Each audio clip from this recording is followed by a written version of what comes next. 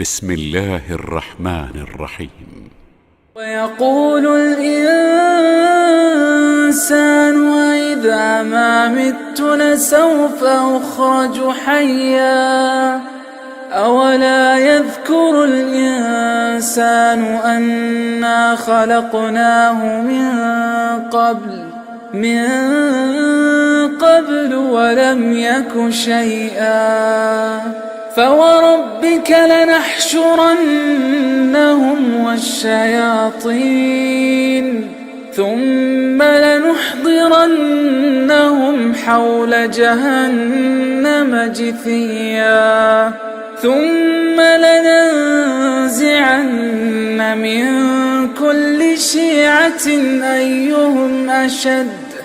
أيهم أشد على الرحمن عتيا ثم لنحن أعلم بالذين هم أولى بها صليا وإن منكم إلا واردها كان على ربك حتما مقضيا ثم ننجي الذين اتقوا ونذر الظالمين فيها جثيا.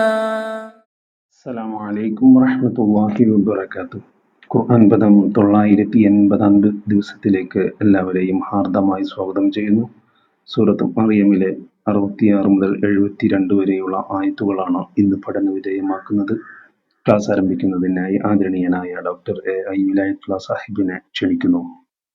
السلام عليكم ورحمة الله وبركاته. أعوذ بالله من الشيطان الرجيم. بسم الله الرحمن الرحيم. ويقول الإنسان إذا ما مت لسوف أخرج حيا أولا يذكر الإنسان أنا خلقناه من قبل ولم يك شيئا فوربك لنحشرنهم والشياطين ثم لنحضرنهم حول جهنم جثيا ثم لننزعن من كل شيعة أيهم أشد على الرحمن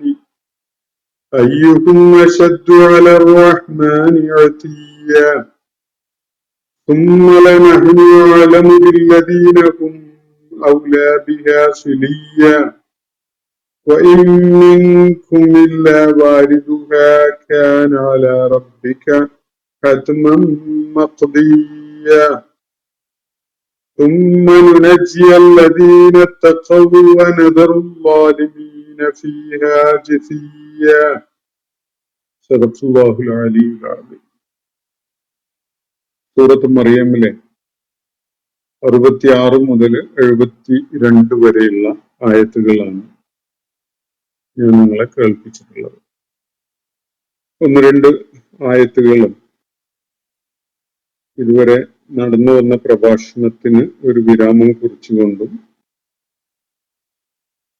മറ്റൊരു ഭാഷണത്തിലേക്ക് നീങ്ങുന്നതിന് മുമ്പായുള്ള ഒരു ഇടവാചകമായിക്കൊണ്ടുമൊക്കെ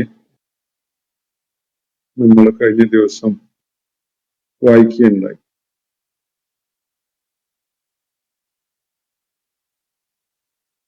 ജിബ്രീൽ അലൈഹിസ്സലാമും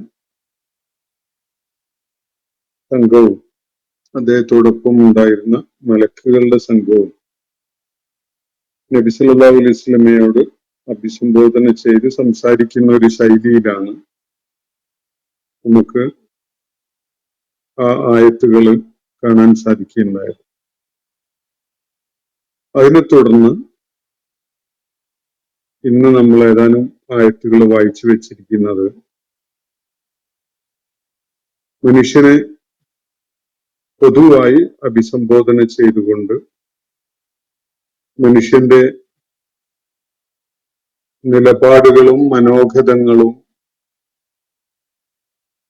മനുഷ്യന്റെ മനസ്സിലിരിപ്പായി പലപ്പോഴും അവൻ കൊണ്ടു നടക്കുന്ന തോന്നലുകളുമൊക്കെ വിലയിരുത്തപ്പെടുന്ന വിധത്തിലുള്ള ചില കാര്യങ്ങൾ അടങ്ങിയിട്ടുള്ള ആയത്തുകളാണ്.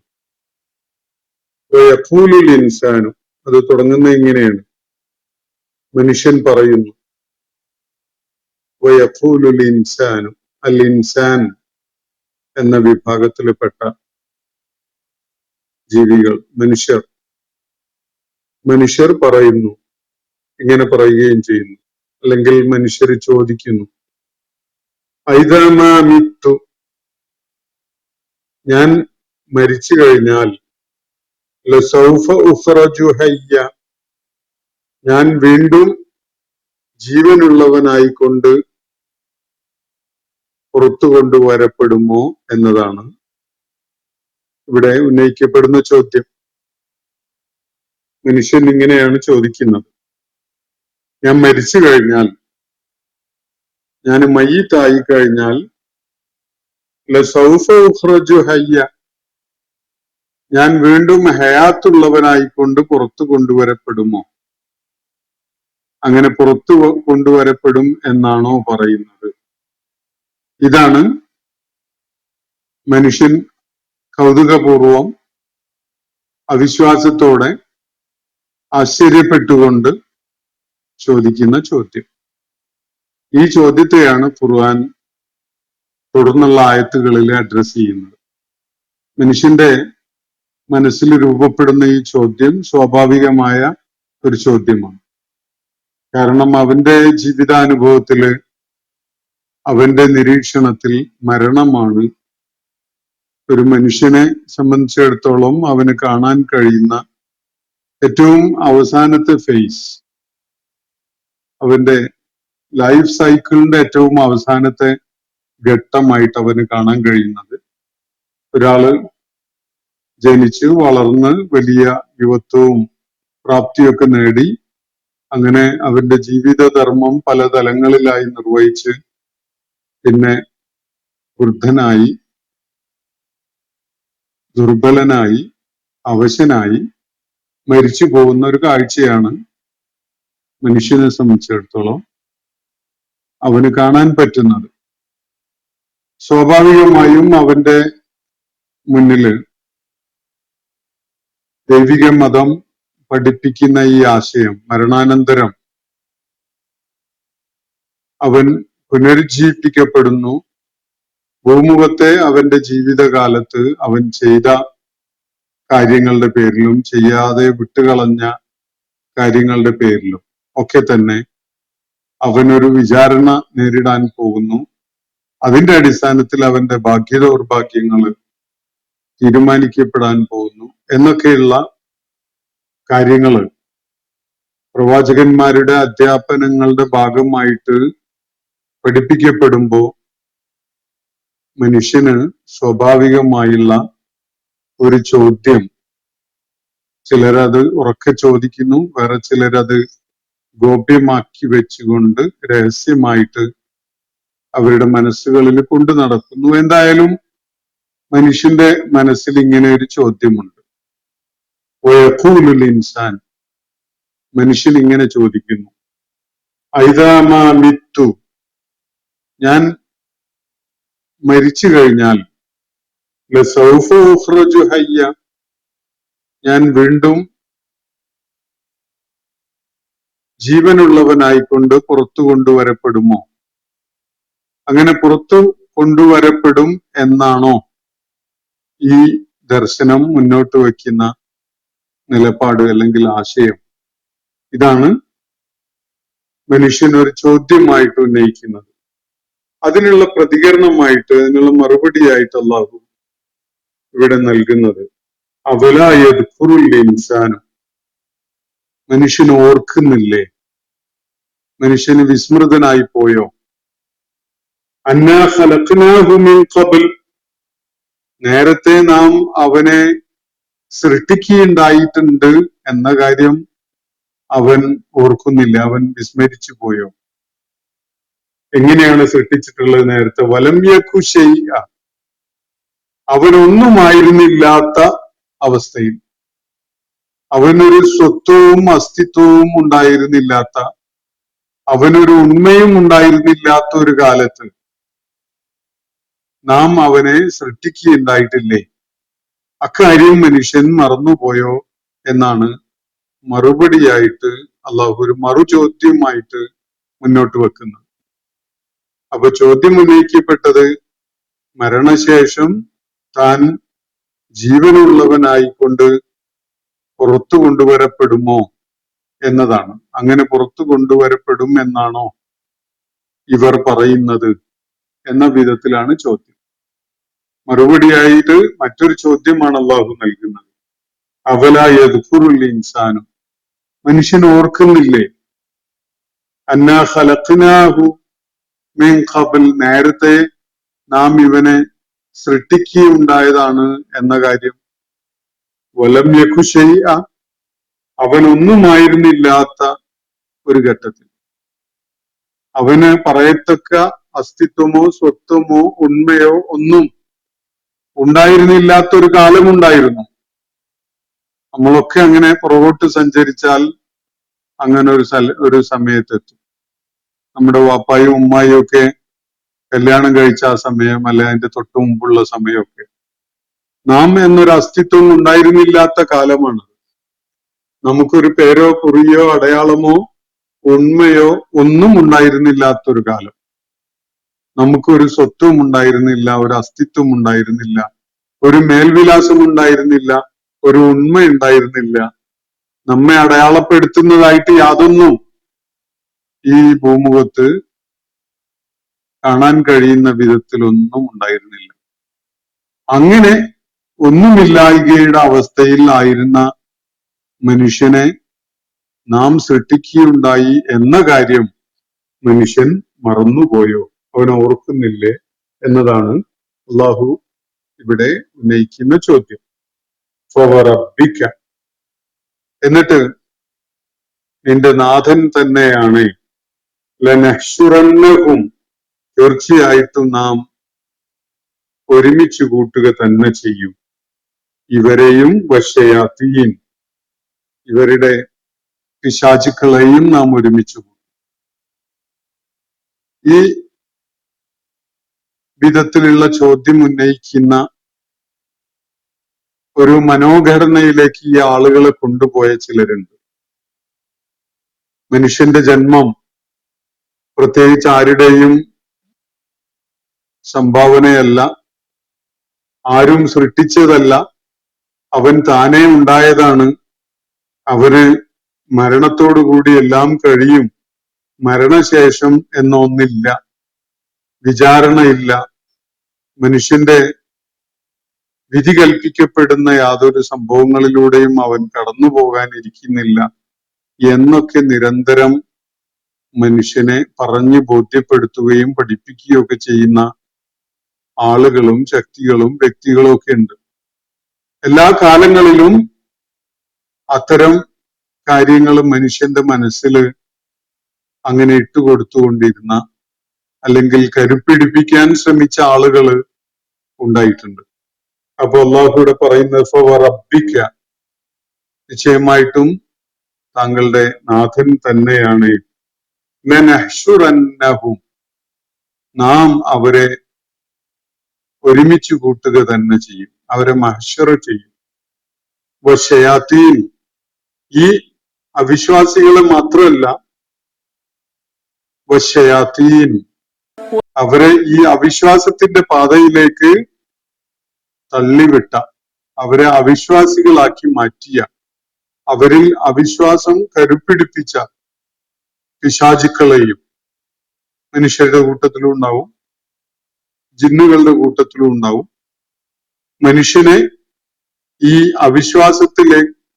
അവിശ്വാസത്തിലേക്ക് നയിച്ച തരം പിശാചുക്കൾ. അപ്പോ അത്തരം ശയാത്തീന്മാരെയും ഇവരെയും നാം തീർച്ചയായിട്ടും ഒരുമിച്ച് കൂട്ടുക തന്നെ ചെയ്യും. സുമ്മ ലനുഹ്ദിറന്നഹും ഹൗല ജഹന്നമ ജസിയ്യ, പിന്നീട് അതേ തുടർന്ന് നാം അവരെയൊക്കെയും ഹാജറാക്കും. എവിടെയാണ്? ഹൗല ജഹന്നമ, നരകത്തിന്റെ ചുറ്റുമായിട്ട്, ജിസിയ്യ, മുട്ടുകുത്തി വീണവരായിക്കൊണ്ട് നരകത്തിന്റെ ചുറ്റുപാടുമായി ഇവരെ നാം ഹാളിറാക്കും എന്നാണ് അള്ളാഹു ഇവിടെ പറയുന്നത്. അപ്പോ ഈ നിഷേധികളെയും അവരുടെ പിശാചുക്കളെയും അവരുടെ കൂട്ടുകാരായ അവരുടെ ഔലിയ ആയ അവര് മാർഗഭ്രംശം സംഭവിക്കാൻ കാരണമൊരുക്കിയ പിശാചുക്കളെ, അത് മനുഷ്യരുടെയും ജിന്നുകളുടെയൊക്കെ കൂട്ടത്തിലുള്ളവരുണ്ടാവും, അവരെ വഴിപഴപ്പിച്ച ആളുകൾ. മരണത്തോടുകൂടി എല്ലാം കഴിഞ്ഞു, പിന്നെ ഒന്നുമില്ല എന്ന് പറഞ്ഞു പഠിപ്പിച്ചവരുണ്ട്. മരണാനന്തരം ഒരു വിചാരണ എന്ന് പറഞ്ഞൊരു കാര്യം, അതൊക്കെ വെറും കെട്ടുകഥയാണ് എന്ന് പറഞ്ഞു പഠിപ്പിച്ചവരുണ്ട്. നരകസ്വർഗങ്ങളൊക്കെ വെറും സങ്കല്പങ്ങൾ മാത്രമാണ് എന്ന് പറഞ്ഞു പഠിപ്പിച്ച ആളുകളുണ്ട്. ഈ പിശാചുക്കളെയും അവരെയും നാം ഒരുമിച്ച് കൂട്ടുക തന്നെ ചെയ്യും. എന്നിട്ട് അവരെ ഒക്കെയും തന്നെ നരകത്തിന്റെ മുന്നിൽ നാം മുട്ടുകുത്തിയവരായിക്കൊണ്ട് ഹാജരാക്കും. ജസീയായിട്ട് എന്ന് പറഞ്ഞാൽ കാൽമുട്ട് നിലത്ത് പതിപ്പിച്ച അവസ്ഥക്കാണ്. ആ അവസ്ഥയിൽ നാം അവരെ നരകത്തിന്റെ ചുറ്റുമായിട്ട് ഹാളിറാക്കും, പ്രത്യക്ഷപ്പെടുത്തും. എന്നിട്ട് അതേ തുടർന്ന് എല്ലാ സംഘങ്ങളിൽ നിന്നുമായിട്ട് നാം അടർത്തിയെടുക്കും, വലിച്ചൂരിയെടുക്കും.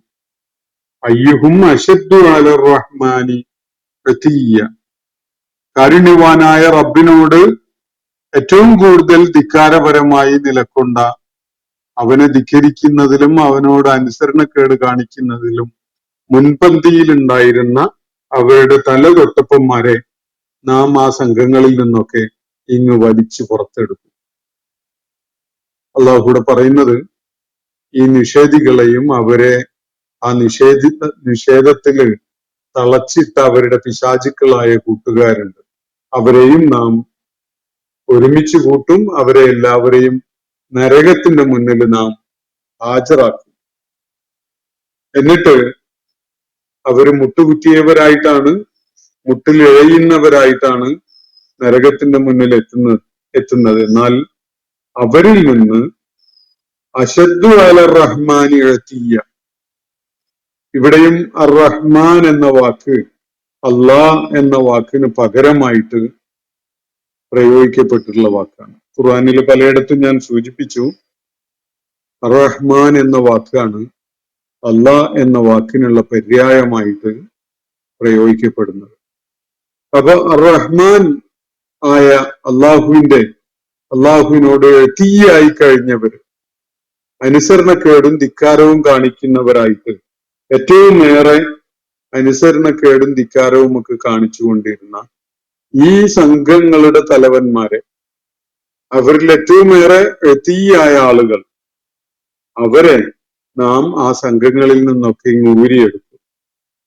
സുമ്മലനഹ്നു അഅലമു ബില്ലദീന ഹും ഔലാ ബിഹാ സുലിയ്യ.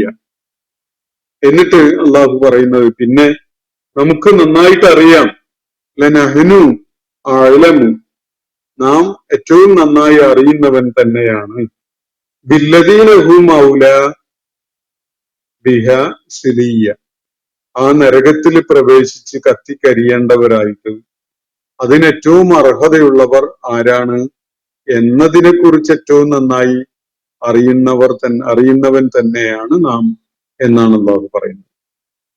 അപ്പോ ഈ നിഷേധികളെയും അവരുടെ ശയാത്തീനെയും നാം ഒരുമിച്ച് കൂട്ടും, അവരെ നരകത്തിന്റെ മുന്നിൽ മുട്ടുകുത്തിയവരായിക്കൊണ്ട് ഹാജരാക്കും. എന്നിട്ട് പിന്നെ അവരുടെ കൂട്ടത്തിൽ നിന്ന് അള്ളാഹുവിനോട്, കാരുണ്യവാനായ റബ്ബിനോട് ഏറ്റവും ഏറെ തീയായി കഴിഞ്ഞ, അനുസരണക്കേടും ധിക്കാരവും കാണിച്ചവരെ നാം ഇങ്ങ് ഊരിയെടുക്കും. എന്നിട്ട് അവരിൽ ഏറ്റവും ഏറെ കാരുണ്യവാനായ റബ്ബിനോട് ധിക്കാരം കാണിച്ചവർ ആരാണ് എന്നത് നമുക്ക് അറിയാം. അവരെ വേർതിരിച്ചെടുക്കാൻ, അവരെ ഊരിയെടുക്കാൻ നമുക്ക് സാധിക്കുകയും ചെയ്യും.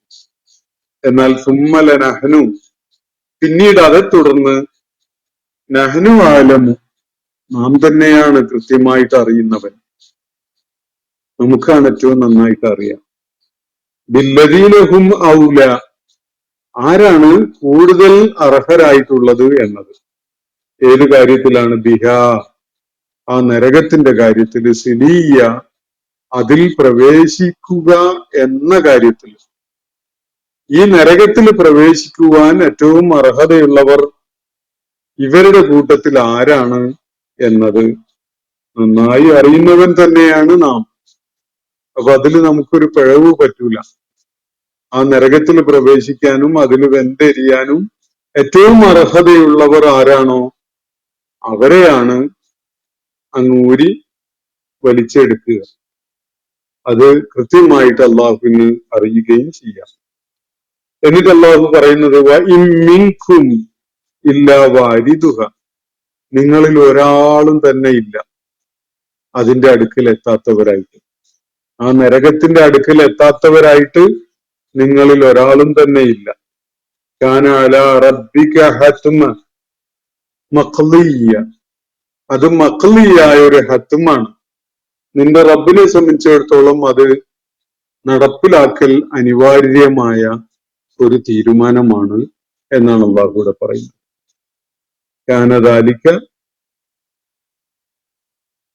കാന അലാ റബ്ബിക ഹത്മൻ മഖ്ളിയ. മഖ്ളിയ എന്ന് പറഞ്ഞാൽ ഖളാ ആക്കപ്പെട്ടത്, നടപ്പിലാക്കപ്പെടാനുള്ള ഓർഡർ ഉള്ളത്, തീരുമാനമുള്ളത്. ഹത്തുമ് എന്ന് പറഞ്ഞാല് അനിവാര്യമായ. നിന്റെ റബ്ബിനെ സംബന്ധിച്ചിടത്തോളം നടപ്പിലാക്കുക എന്നത് അനിവാര്യമായ ഒരു കാര്യമാണത്. നിന്റെ റബ്ബിന് ഒരു കാരണവശാലും സ്കിപ്പ് ചെയ്യാൻ പറ്റൂല. അത് നിന്റെ റബ്ബിന്റെ തീരുമാനമാണ്, അത് നടപ്പിലാക്കപ്പെടുക തന്നെ ചെയ്യും. സുമ്മ ലനഹ്നു അഅലമു ബില്ലദീന ഹും ഔലാ ബിഹാ സിലിയ. അപ്പോ ആ നരകത്തിൽ പ്രവേശിക്കാൻ ഏറ്റവും അർഹതയുള്ളവൻ, അതിൽ പ്രവേശിച്ച് വെന്ത് കരിയാൻ ഏറ്റവും അർഹതയുള്ളവർ ആരാണ് എന്നത് നന്നായി അറിയുന്നവനും നാം തന്നെയാണ് എന്നാണ് അവിടെ പറഞ്ഞു വെച്ചത്. എന്നിട്ട് തുടർന്ന് പറയുന്നത് ഇമ്മിൻകും, നിങ്ങളിൽ ഇല്ല ഒരാളുമില്ല, ഇല്ലാ വാരിദുഹ, അതിന്റെ അടുക്കലേക്ക് വരുന്നവരായിട്ടല്ലാതെ. ചിലരിതിനെ വാരിദുഹ എന്നതിന് ദാഖിലുഹ എന്ന അർത്ഥത്തിൽ മനസ്സിലാക്കുന്നുണ്ട്. അതിൽ പ്രവേശിക്കുന്നവരായിട്ടല്ലാതെ എന്ന്. യഥാർത്ഥത്തിൽ വാരിദ് എന്ന വാക്കിന്റെ അർത്ഥം സമീപിക്കുക എന്നതാണ്. മുഴുവൻ മനുഷ്യരെയും അഭിസംബോധന ചെയ്തുകൊണ്ടാണ് ഈ അവസാനത്തെ വാചകം പറയുന്നത്. ഇമ്മിൻകും, നിങ്ങളിൽ ഒരാളും തന്നെ ഇല്ല, ഇല്ലാ വാരിദുഹ, അതിന്റെ സമീപത്തേക്ക് എത്തുന്നവരായിട്ടല്ലാതെ. നരകത്തെ കൺമുന്നിൽ കാണേണ്ടി വരുന്ന വിധത്തിൽ നരകത്തിനോട് ഏറ്റവും ചേർന്ന് നിൽക്കുന്ന ഇടം വരെ എത്തുന്നവരായിട്ടാണ് എല്ലാവരും ഉള്ളത്. എല്ലാവരും നരകത്തിന്റെ അരികിലേക്ക് ആനയിക്കപ്പെടും. അങ്ങനെയല്ലാതെ ഒരാളും ഇല്ല. ഇത് അള്ളാഹുവിന്റെ തീരുമാനമാണ്, നടപ്പിലാക്കപ്പെടുക തന്നെ ചെയ്യും. അത് അള്ളാഹുവിന്റെ ഹത്മാണ്, അള്ളാഹുവിന്റെ അനിവാര്യമായ തീരുമാനമാണ്. അത് മഖ്ലിയാണ്, ഖളാ ആക്കപ്പെട്ടതാണ്, നടപ്പിലാക്കപ്പെടാൻ ഉത്തരവുള്ള തീരുമാനിക്കപ്പെട്ട കാര്യമാണ്. എന്നിട്ട് അള്ളാഹു പറയുന്നു സുമ്മ നുനജ്ജിയല്ലദീന ഇത്തഖൗ, പിന്നെ അതിനുശേഷം തഖ്വയെ അവലംബിച്ചവരെ നാം രക്ഷപ്പെടുത്തുന്നതാണ്. വനദറുല്ലാലിമീന, അതിക്രമകാരികൾ, ആത്മദ്രോഹികളെ നാം വിട്ടേക്കുകയും ചെയ്യും. ഫീഹ, ആ നരകത്തിൽ, ജസിയ, മുട്ടുകുത്തി വീണവരായിക്കൊണ്ട്, മുട്ടിലിഴയുന്നവരായിക്കൊണ്ട് ലാലിമുകളെ നാം ആ നരകത്തിൽ വിട്ടേക്കും. മുത്തഖികളെ നാം അവിടെ നിന്ന് രക്ഷപ്പെടുത്തി കൊണ്ടുപോവുകയും ചെയ്യും. അള്ളാഹു ഏതു വിധത്തിലാണ് പാരത്രിക ലോകത്തെ സംഭവ വികാസങ്ങൾ നടപ്പിലാക്കാൻ പോകുന്നത് എന്നതിനെ കുറിച്ച് ഒരു ഏകദേശ ചിത്രമാണ് ഇവിടെ നൽകപ്പെടുന്നത്. മുഴുവൻ മനുഷ്യരും പാരത്രിക ലോകത്ത് അവരുടെ പിശാചുക്കളും ഒക്കെ ഒരുമിച്ച് കൂട്ടപ്പെടും. എന്നിട്ട് ഈ മനുഷ്യരായ അനുയായികളെയും അവരെ അള്ളാഹുവിനെ ധിക്കരിക്കാൻ കാരണമായ പിശാചുക്കളെയും ഒരുമിച്ച് കൂട്ടി അവരെ നരകത്തിന്റെ മുന്നിൽ ഹാജരാക്കും. അതിലെല്ലാ മനുഷ്യരും പെടും, മുഴുവൻ മനുഷ്യരും പെടും. എന്നിട്ട് എല്ലാവരും തന്നെ നരകത്തിനോട് സമീപസ്ഥമായ ഒരിടത്തെത്തും. നരകത്തെ കൺമുന്നിൽ കാണുന്ന അവസ്ഥയും ഉണ്ടാകും. എന്നിട്ട് അതിനെ തുടർന്ന് അള്ളാഹു പറയുന്നത്, ഇത് അള്ളാഹുവിന്റെ നടപ്പിലാക്കപ്പെടാൻ തീരുമാനമുള്ള അനിവാര്യമായ സംഗതിയാണ്. അതിനുശേഷം മുത്തഖികളെ നാം അവിടെ നിന്ന് രക്ഷപ്പെടുത്തി കൊണ്ടുപോകും.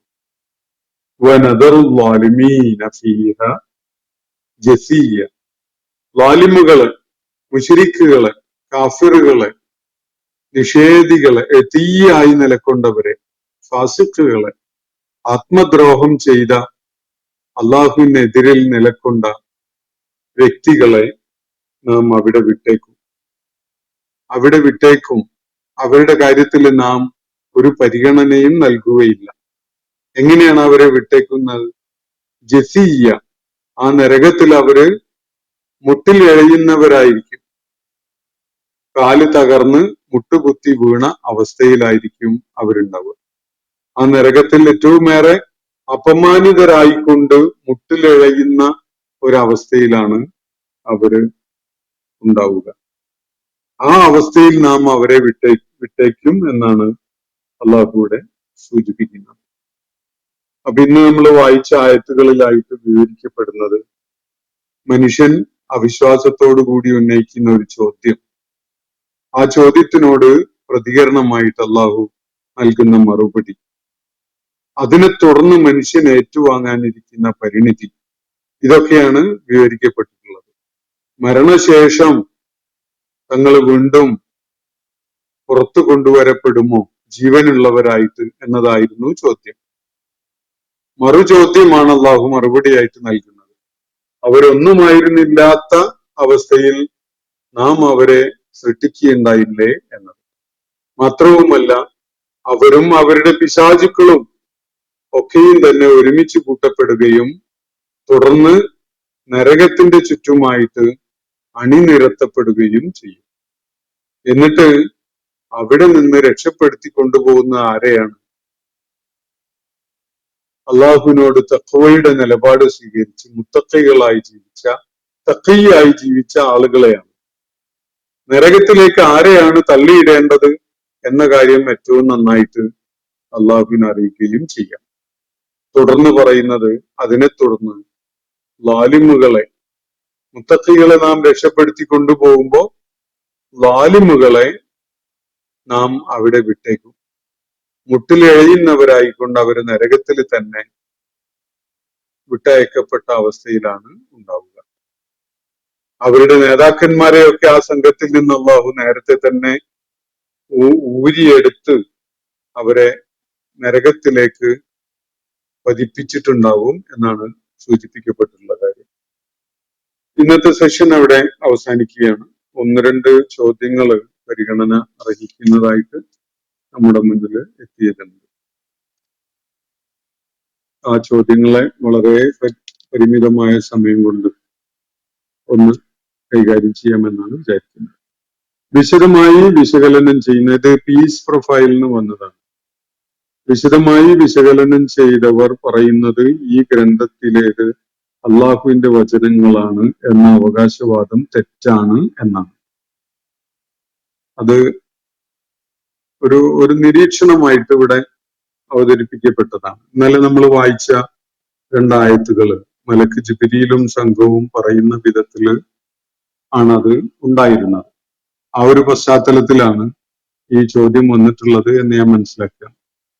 വിശുദ്ധ ഖുർആനിലെ എല്ലാ പദങ്ങളും എല്ലാ സംഭാഷണവും അള്ളാഹു സംസാരിച്ചതാണ് എന്നതല്ല വിശുദ്ധ ഖുർആനെ ദൈവിക ഗ്രന്ഥമാക്കുന്നത്. ഒരുപാട് വിഷയങ്ങള് വിശുദ്ധ ഖുർആനിൽ ചർച്ച ചെയ്യപ്പെടുന്നുണ്ട്. ഒരുപാട് ചരിത്ര സന്ദർഭങ്ങള് ഓർമ്മിപ്പിക്കപ്പെടുന്നുണ്ട്. ധാരാളം ശ്രദ്ധേയങ്ങളായ ചരിത്ര സംഭവങ്ങളെ കഥാകഥനത്തിന്റെ ഏറ്റവും ആകർഷകമായ ശൈലിയിൽ ഖുർആനിൽ അവതരിപ്പിക്കപ്പെടുന്നു. ഇതില് പലയിടത്തും റിപ്പോർട്ടഡ് സ്പീച്ചാണ്. എന്ന് പറഞ്ഞാൽ ഒരു സംഭവത്തെ കുറിച്ച് അള്ളാഹു നേരിട്ട് വിവരിക്കുന്ന പോലെയാണ് ഉള്ളത്. എന്നാൽ വേറെ ചില സന്ദർഭങ്ങള് അതിന്റെ ഡയറക്റ്റ് സ്പീച്ചിൽ ആ സംഭാഷണം നടത്തുന്നവരുടെ വാക്കുകൾ അതേപടി അറബി ഭാഷയിലേക്ക് പുനരാഖ്യാനം ചെയ്യപ്പെട്ട വിധത്തില് അവതരിപ്പിക്കപ്പെട്ടിരിക്കുകയാണ്. യൂസുഫ് അലൈഹി ഇസ്ലാമിന്റെ ജീവിത സന്ദർഭങ്ങളിൽ വന്ന സംഭാഷണം അത് അതേ പദങ്ങൾ ഉപയോഗിച്ച് അതേ ഭാഷയിലാണ് ഇവിടെ ഖുർആൻ ഉദ്ധരിക്കുന്നത് എന്ന് മനസ്സിലാക്കുന്നത് ചരിത്രപരമല്ല. മൂസ അലൈഹി ഇസ്ലാമിന്റെയും ഇബ്രാഹിം അലൈഹി ഇസ്ലാമിന്റെയും അതുപോലെ വേറെ പല അനറബി പശ്ചാത്തലത്തിലുള്ള പ്രവാചകന്മാരുടെയും ജീവിത മുഹൂർത്തങ്ങൾ ഖുർആൻ വിവരിക്കുന്നുണ്ട്, അവരുടെ വാചകങ്ങൾ ഉദ്ധരിക്കുന്നുണ്ട്. അതൊന്നും തന്നെ അവരുടെ ഭാഷയിൽ അവര് ഉരുവിട്ട വാക്കുകൾ ഉദ്ധരിച്ചുകൊണ്ടല്ല, ആ ആശയം പകർന്നു തരുന്ന ഏറ്റവും യോജിച്ച അറബി ഭാഷയിലുള്ള പ്രയോഗങ്ങളായിട്ടാണ് അത് നൽകപ്പെടുന്നത്. മറ്റേത് സർഗാത്മകത ഉള്ള രചനയിലും നമുക്ക് ഇതുപോലെയുള്ള ഭക്ഷണങ്ങള് ഗ്രന്ഥത്തിന്റെ ഭാഗമായിട്ട് അവതരിപ്പിക്കപ്പെടുന്ന കാണാൻ കഴിയും. അതിന്റെ പേരിൽ ആരും തന്നെ ആ പുസ്തകം ആ എഴുതിയ ആളുടേതല്ല എന്ന് പറയാറില്ല.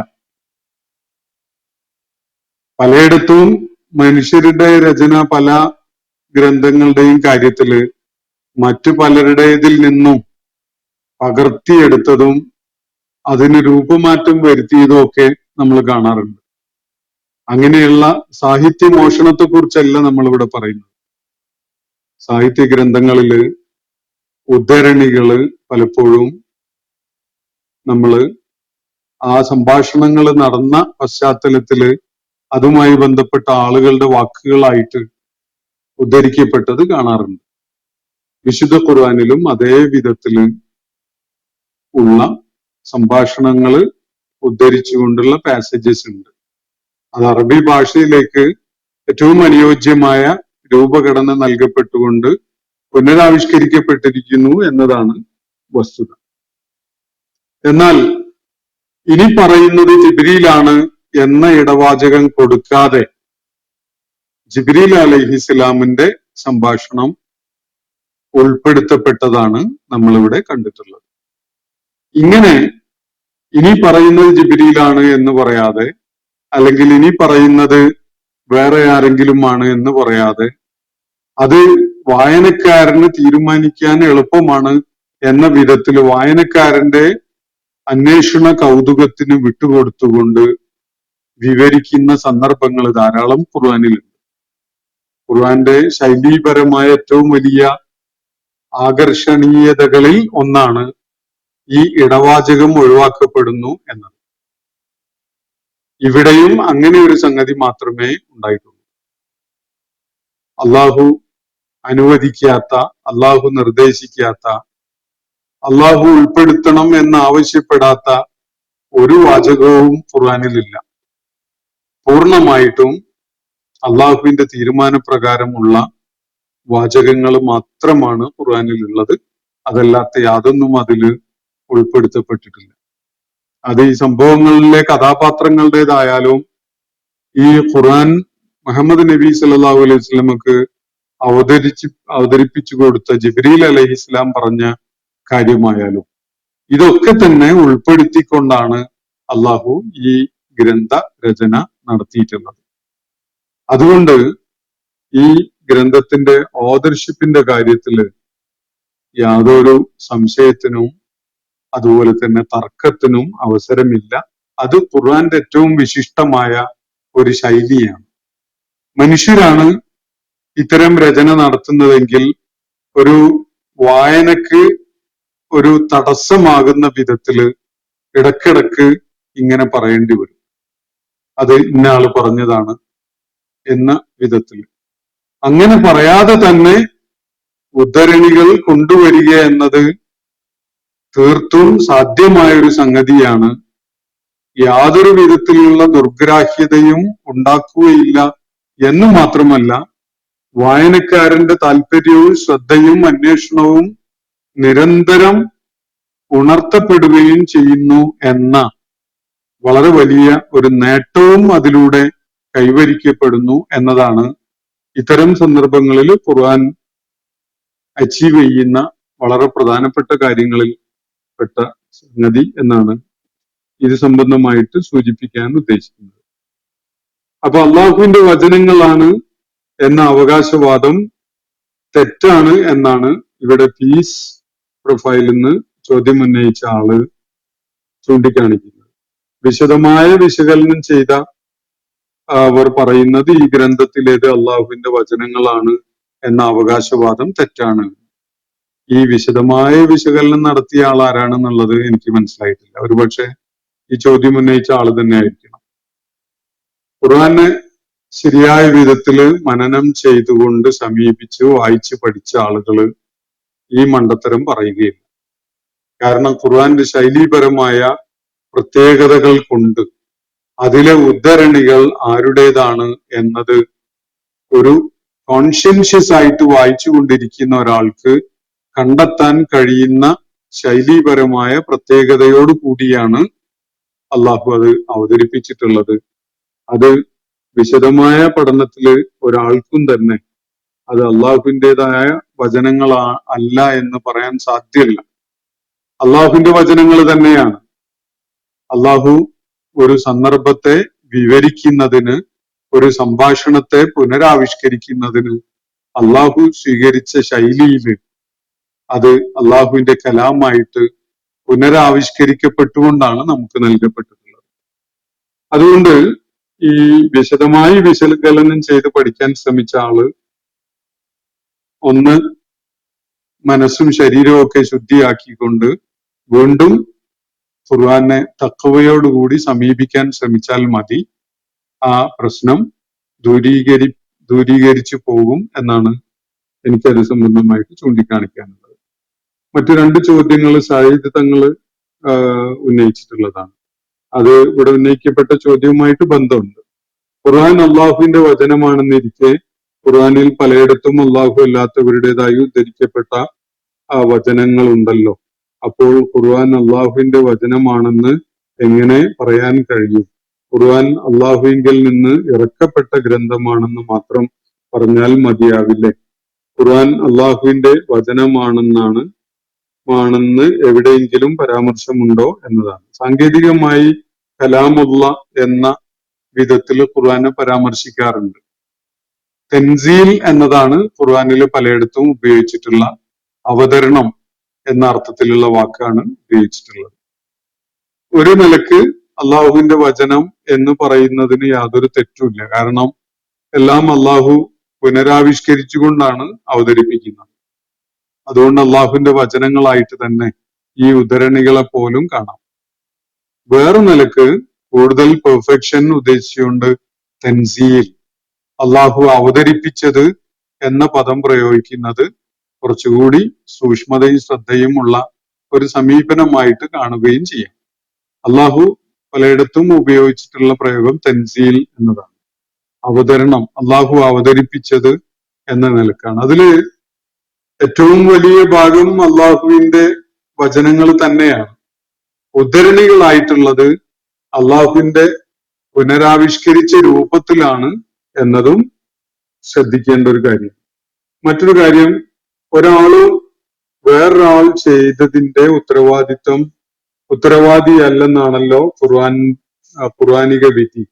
എന്നിട്ടും ബനൂ ഇസ്രായേലിന്റെ കാര്യത്തിൽ റസൂൽ സല്ലല്ലാഹു അലൈഹി വസല്ലമയുടെ കാലത്തെ യഹൂദരെ അഭിസംബോധന ചെയ്തുകൊണ്ട് അവരുടെ പ്രപിതാക്കളുടെ കുറ്റങ്ങൾക്ക് ഉത്തരവാദികളാക്കുന്ന തീർപ്പുകളുടെ ഖുർആനിക യുക്തി എന്താണ് എന്നതാണ്.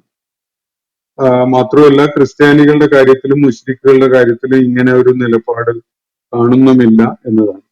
ഈ രണ്ടാമത്തെ ചോദ്യത്തിന് ഉത്തരം ഞാൻ ആദ്യം പറയാം. ക്രിസ്ത്യാനികളുടെയും ക്രിസ്ത്യാനികൾ യഥാർത്ഥത്തില് ഖുർആന്റെ ശൈലിയിലും സമീപനത്തിലും ബനു ഇസ്രായേലിന്റെ തന്നെ ഭാഗമാണ്. ബനു ഇസ്രായേൽ സമൂഹത്തിലേക്ക് നിയോഗിക്കപ്പെട്ട പ്രവാചകനായിരുന്നു ഈസ അലൈഹിസ്സലാം. അതുകൊണ്ട് പ്രത്യേകമായിട്ട് നസാറ എന്ന് വിളിച്ച് അവരോട് പറയുന്ന കാര്യങ്ങൾ ഒഴിച്ചു നിർത്തിയാൽ ബാക്കിയുള്ളതൊക്കെ ബനു ഇസ്രായേൽ സമൂഹത്തിന്റെ മുഴുവൻ, അതിലടങ്ങിയ മുഴുവൻ വിഭാഗങ്ങളെയും ബാധിക്കുന്ന വിധത്തിലുള്ള ഒരു വിവരണമാണ് എന്ന് കാണാൻ സാധിക്കും. ഈസ അലൈഹി ഇസ്ലാം ബനു ഇസ്രായേലിലേക്ക് നിയോഗിക്കപ്പെട്ട പ്രവാചകനായിരുന്നു. അവരിലെ ഒരു വിഭാഗമാണ് ഈസ അലൈഹി ഇസ്ലാമിനെ പിൻപറ്റാൻ സന്നദ്ധരായത്. അവരാണ് നസ്വാറ എന്ന പേരിൽ, ക്രൈസ്തവർ എന്ന പേരിൽ അറിയപ്പെടുകയുണ്ടായത്. അതുകൊണ്ട് ബനു ഇസ്രായേലിനെ പൊതുവായിട്ട് പറയുന്ന കാര്യങ്ങൾ അവർക്ക് കൂടി ബാധകമായ ഒരു സംഗതിയാണ്. കാരണം ആ ക്ലാനിനെ പൊതുവായിട്ട് പറയുമ്പോൾ അവരതിൽ വരും.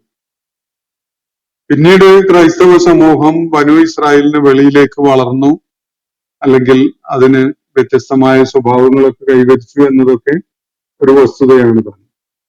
അതുപോലെ മുശ്രിക്കുകളുടെ കാര്യത്തിലും ഇങ്ങനെ പറയുന്നില്ല. അതിലേക്ക് ഞാൻ തിരിച്ചു വരാം.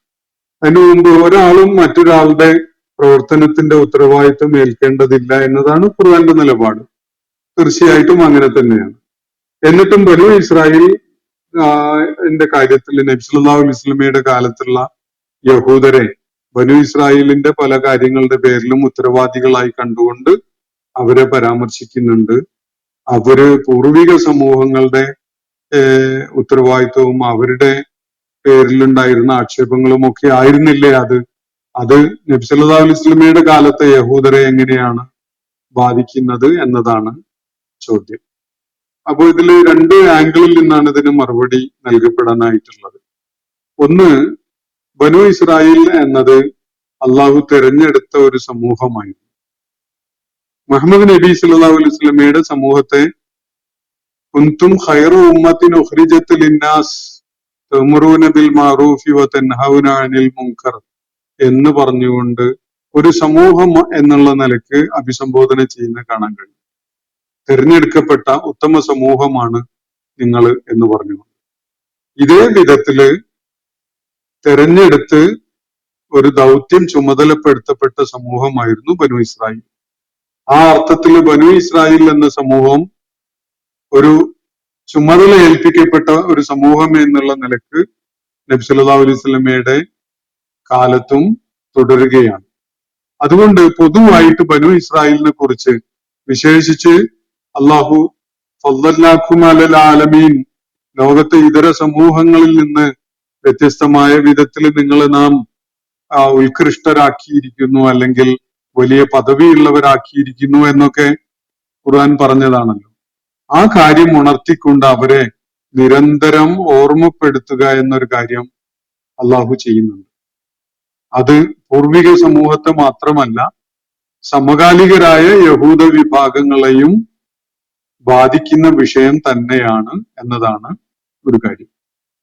രണ്ടാമത്തെ ഒരു ആംഗിള്, ബനു ഇസ്രായേൽ സമൂഹം ഒരു സമൂഹം എന്നുള്ള നിലക്ക് അവരുടെ കുടുംബപരമായ, കുലപരമായ, അതുപോലെ യാക്കൂബ് അലൈഹിസ്സലാമിന്റെ പിന്മുറക്കാര് എന്നുള്ള നിലക്ക് ബനു ഇസ്രായേൽ എന്ന പേരിൽ സ്വയം അഭിമാനം കൊണ്ടിരുന്നവരും അതിന്റെ പേരിലുള്ള പ്രിവിലേജസ് നിരന്തരം അവകാശപ്പെട്ട് ഉപയോഗപ്പെടുത്തുകയും ചെയ്തിരുന്നവരുമാണ്.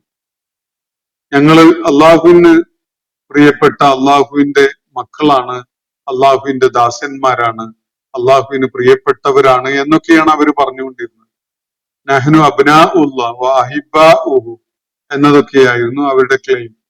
നഹ്നു ബനു ഇസ്രായേൽ, ഞങ്ങൾ ഇസ്രായേലിന്റെ മക്കളാണ്, ഞങ്ങൾ അള്ളാഹുവിന് പ്രിയപ്പെട്ടവരാണ്, ഞങ്ങൾ അള്ളാഹു തെരഞ്ഞെടുത്ത കൂട്ടരാണ് എന്നൊക്കെയാണ്.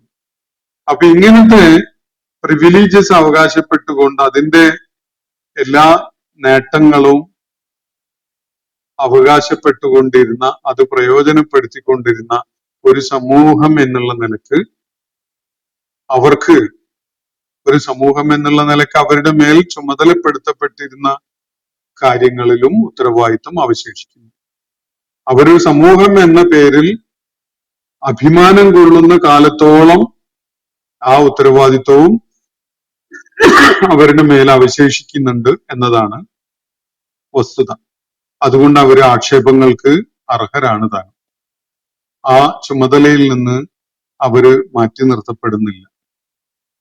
അതുകൊണ്ട് ബനു ഇസ്രായേൽ സമൂഹത്തെ സമകാലിക യഹൂദരെ പരാമർശിച്ചുകൊണ്ട് തന്നെ ആക്ഷേപിക്കുകയും കുറ്റവിചാരണ ചെയ്യുകയും ചെയ്യുന്നുണ്ടെങ്കിൽ അതിൽ യാതൊരു അപാകതയില്ല.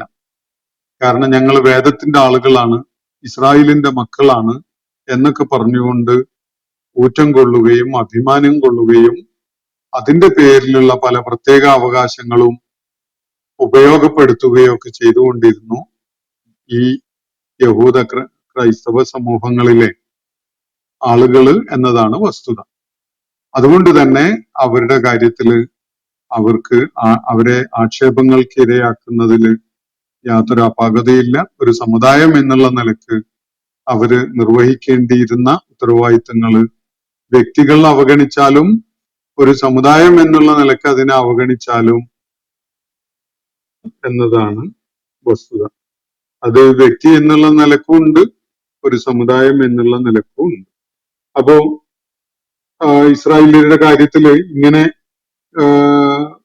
ഖുർആൻ അവരെ ആക്ഷേപിക്കുന്നതിന് അല്ലെങ്കിൽ അവരെ പരാമർശിച്ചുകൊണ്ട് ആ കുറ്റങ്ങൾക്ക് ഉത്തരവാദികളായിട്ട് അവരെ കാണുന്നതിൽ യാതൊരു തെറ്റുമില്ല എന്നതാണ്. മാത്രവുമല്ല, ബനു ഇസ്രായേൽ സമൂഹത്തിൽപ്പെട്ട ഒരാള് അവരുടെ കൈകളിൽ ഉണ്ടായിരുന്ന ദൈവികമായി നൽകപ്പെട്ട തെളിവുകൾ ഒക്കെ ഉണ്ടായിരിക്കെ തന്നെ അവയെ മൂടി വെച്ചുകൊണ്ടാണ് മുഹമ്മദ് നബി സല്ലല്ലാഹു അലൈഹി വസല്ലമയുടെ പ്രവാചകത്വത്തെ നിഷേധിച്ചുകൊണ്ടിരുന്നത് എന്നതാണ് വസ്തുത. അതുകൊണ്ട് തന്നെ അവരിന്ന് പുലർത്തിപ്പോരുന്ന ഈ സത്യം മൂടിവെക്കൽ എന്ന കുറ്റവും അവരർഹിക്കുന്ന വിധത്തില് ശിക്ഷ വിളിച്ചു വരുത്തുന്ന കാര്യം തന്നെയാണ് എന്നുകൂടി നമുക്ക് മനസ്സിലാക്കാൻ സാധിക്കും. ഇനി ക്രിസ്ത്യാനികളുടെ കാര്യത്തില്, മുശ്രിക്കുകളുടെ കാര്യത്തിൽ ഇങ്ങനെ ഒരു നിലപാട് കാണുന്നുമില്ല എന്നാണ് ഇവിടെ പറയുന്ന ഒരു കാര്യം. ക്രിസ്ത്യാനികളുടെ കാര്യത്തിൽ കാണാതിരിക്കുന്നതിന്റെ കാര്യം, പ്രത്യേകമായിട്ട് ക്രൈസ്തവരോട് പറയേണ്ട കാര്യങ്ങൾ തീർച്ചയായിട്ടും ഇതേ ശൈലിയിൽ ഖുർആൻ പലയിടത്തും പറഞ്ഞിട്ടുണ്ട്. അതുകൊണ്ട് അത് വസ്തുതാപരമായി പൂർണ്ണമായിട്ട് ശരിയല്ല.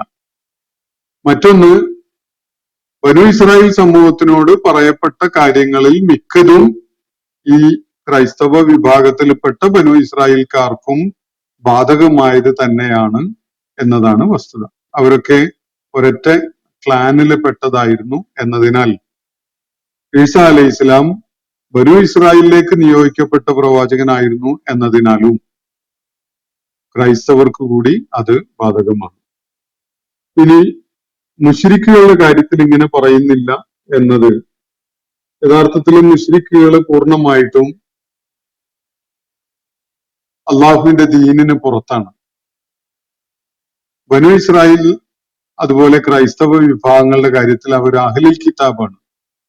അഹ്ലുൽ കിതാബിനെ അവര് ഉത്തരവാദിത്വം അവഗണിച്ചതിന്റെ പേരിൽ ആക്ഷേപിക്കുന്നതിൽ ന്യായമുണ്ട്. കാരണം അവർ സത്യപാതയിൽ വന്നിരുന്നവരാണ്. എന്നാൽ മുശ്രിക്കുകൾ ആ സത്യപാതയിലേക്ക് വന്നിട്ടേ ഇല്ലാത്തവരാണ്. അവര് നിലകൊള്ളുന്നത് അള്ളാഹുവിൽ നിന്ന്, അള്ളാഹുവിന്റെ ദീനിന്റെ മാർഗത്തിൽ നിന്ന് കാതങ്ങൾ അകലെയായിട്ടുള്ള ഒരവസ്ഥയിലാണ്.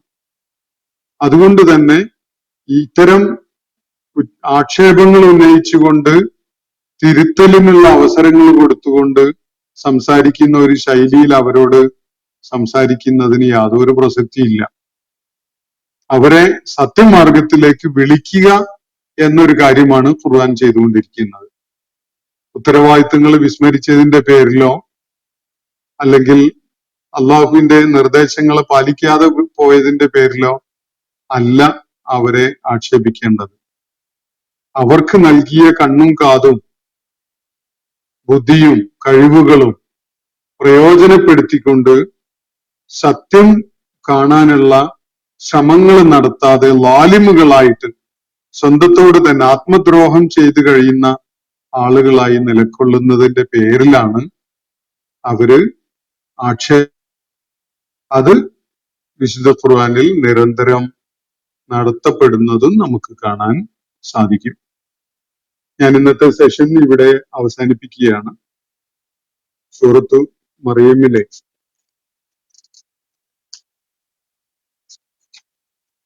66 മുതൽ 72 വരെയുള്ള ആയത്തുകളാണ് നമ്മൾ ഇന്ന് പഠന വിധേയമാക്കിയിട്ടുള്ളത്. അള്ളാഹു നമ്മെ ഏവരെയും അനുഗ്രഹിക്കുമാറാവട്ടെ. അള്ളാഹുവിന്റെ മാർഗത്തിൽ ജീവിതം സമർപ്പിച്ച, പോരാട്ടങ്ങളിൽ ഏർപ്പെട്ട, ജീവിത സാഹചര്യങ്ങളുമായി സംഘർഷപ്പെട്ട് കഴിയുന്ന, പ്രതിസന്ധികളും വിഷമവും ശാരീരികമായ ദുരിതങ്ങളും ഒക്കെ അനുഭവിച്ചുകൊണ്ട് കഴിയുന്ന, തടവറകളിലും വിഭവശൂന്യതയുടെയും സുരക്ഷിതത്വത്തിന്റെയും യാതൊരു സംവിധാനങ്ങൾ ഇല്ലാത്ത വിധത്തിൽ കഴിയേണ്ടി വരുന്ന അത്തരം സാഹചര്യങ്ങളെയൊക്കെ നേരിട്ടുകൊണ്ടിരിക്കുന്ന, അള്ളാഹുവിന്റെ ദീനിന്റെ മാർഗത്തിൽ ഇറങ്ങി തിരിച്ച മുഴുവൻ മനുഷ്യർക്കും ഈ റമദാന്റെ അവസാന നാളുകളിൽ അള്ളാഹു ഏറ്റവും ഏറെ ആശ്വാസം പകർന്നു നൽകുമാറാവട്ടെ. അള്ളാഹുവിന്റെ തൃപ്തി നേടിക്കൊണ്ട് ജീവിതം അതിന്റെ അവസാനത്തിലേക്ക് വരെ കൊണ്ടുപോകാൻ കഴിയുന്ന, അള്ളാഹുവിന്റെ നാമം ഉച്ചരിച്ചുകൊണ്ട് അവന് തൃപ്തിപ്പെട്ടവനായിക്കൊണ്ട് അവന്റെ അടുക്കിലേക്ക് മടങ്ങാൻ സാധിക്കുന്ന സൗഭാഗ്യവാന്മാരിൽ അള്ളാഹു നമ്മെ എല്ലാവരെയും ഉൾപ്പെടുത്തുമാറാവട്ടെ. വാഖിർ ദഅ്വാന അനിൽ ഹംദുലില്ലാഹി റബ്ബിൽ ആലമീൻ. അസ്സലാമു അലൈക്കും വറഹ്മത്തുള്ളാഹി വബറകാതുഹു. ഇന്നത്തെ ഖുർആൻ പഠനം ഇവിടെ സമാപിക്കുന്നു. ഖുർആൻ പഠനത്തിൽ പങ്കെടുത്ത എല്ലാവർക്കും അല്ലാഹു അർഹമായ പ്രതിഫലം നൽകി അനുഗ്രഹിക്കട്ടെ. വആഖിറു ദഅ്വാനാ അൽഹംദുലില്ലാഹി റബ്ബിൽ ആലമീൻ. അസ്സലാമു അലൈക്കും വറഹ്മത്തുള്ളാഹി വബറകാതുഹു.